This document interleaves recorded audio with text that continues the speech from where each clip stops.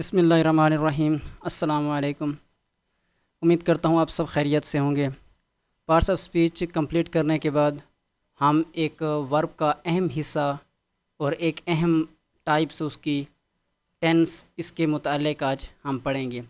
इस वीडियो में मैं तफसील में ज़्यादा नहीं जाऊँगा, सिर्फ टेंस का इंट्रोडक्शन आपको कराने की कोशिश करूँगा।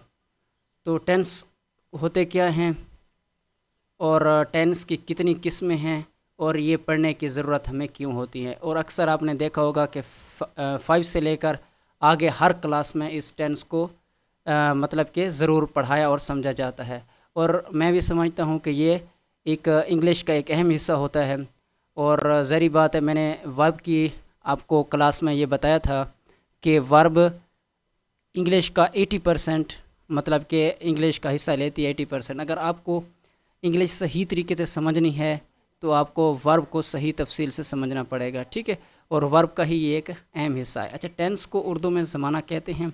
और इसकी अगर हम तारीफ़ के बारे में पढ़ें तो ये ऐसी होगी कि इट टेल्स अबाउट, ये हमें बताती है किसके बारे में, टाइम।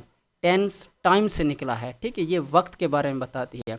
एज़ वेल एज़ ये सिर्फ वक्त के बारे नहीं बताती बल्कि साथ स्टेट ऑफ एन एक्शन,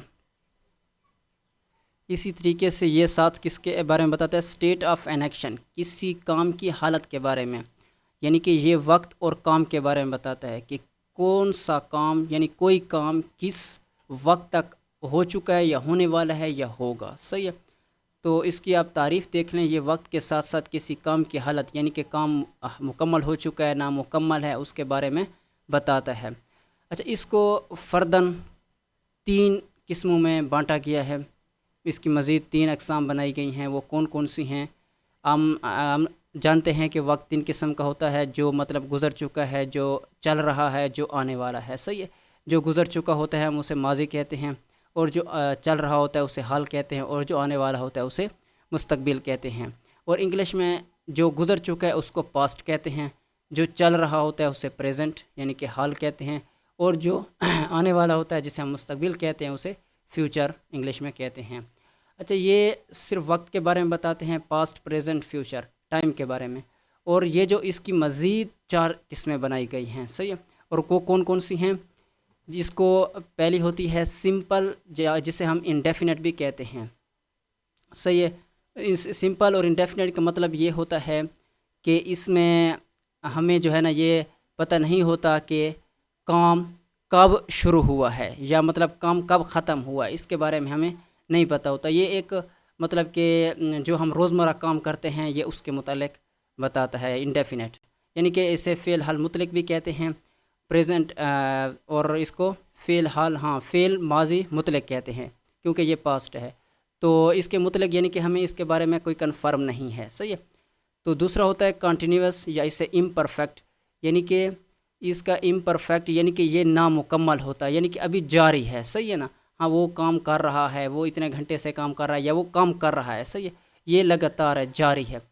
अब तीसरा है अच्छा परफेक्ट, इसका यह है कि काम कंप्लीट हो चुका है, ठीक है, चाहे वो पास्ट का परफेक्ट हो, प्रेजेंट का परफेक्ट हो या फ्यूचर का परफेक्ट, इसे मुकम्मल कहते हैं। परफेक्ट हो चुका है, मुकम्मल हो चुका है, जो कोई काम मतलब कि कब से शुरू हुआ है ये पता नहीं है लेकिन इस वक्त तक ये मुकम्मल हो चुका है, ठीक है, यानी कि मुकम्मल हो चुका है। आगे है परफेक्ट कंटिन्यूअस। चौथी जो इसकी टाइप्स है मतलब कि हर इसकी टेंस की यानी कि हर ज़माने की क्या है, 4 किस्में हैं, यानी कि इसकी पास्ट की भी ये 4, फिर प्रेजेंट की ये 4, फिर फ्यूचर की ये 4, सही है। तो इसको अच्छा परफेक्ट कंटिन्यूअस, ये कंटिन्यूअस और परफेक्ट कंटिन्यूअस में क्या फ़र्क है? और ये लफ्ज़ थोड़ा सा अजीब लग रहा है, परफेक्ट कंटिन्यूअस। इसका मतलब ये है कि हमें ये तो पता है कि कोई काम कब से शुरू हुआ है, लेकिन ये पता नहीं है कि मतलब कि ये कब ख़त्म होने वाला है, ठीक है। अच्छा, इम्परफेक्ट, अब ये तो इसका ये पता नहीं है कि ये कब से शुरू है, और ये पता है कि अब तक जारी है, ठीक है। ये मतलब कि कब से शुरू हुआ है लेकिन अब तक जारी है, यानी कि अब तक ये काम इतने तक हो चुका है, सही है। और ये सिंपल इंडेफिनेट, इसका ये पता नहीं होता कि ये कब शुरू हुआ है और कब ख़त्म होने वाला, लेकिन होगा पास्ट में, सही है। अच्छा, ये फिर प्रेजेंट में और ये फ्यूचर में। उम्मीद करता हूँ ये आपको वीडियो अच्छी लगी होगी।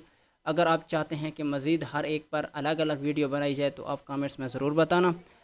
اور جو میں چاہتا ہوں کہ ہم نے 9th 10th کی انگلش کمپلیٹ کر لی ہے اور پارٹس آف اسپیچ بھی کمپلیٹ کر لی ہے، تو میرا ارادہ ہے کہ فرسٹ ایئر یا سیکنڈ ایئر کی انگلش سٹارٹ کی جائے۔ آپ اس کے متعلق کیا کہتے ہیں وہ بھی کامنٹس میں بتا دینا۔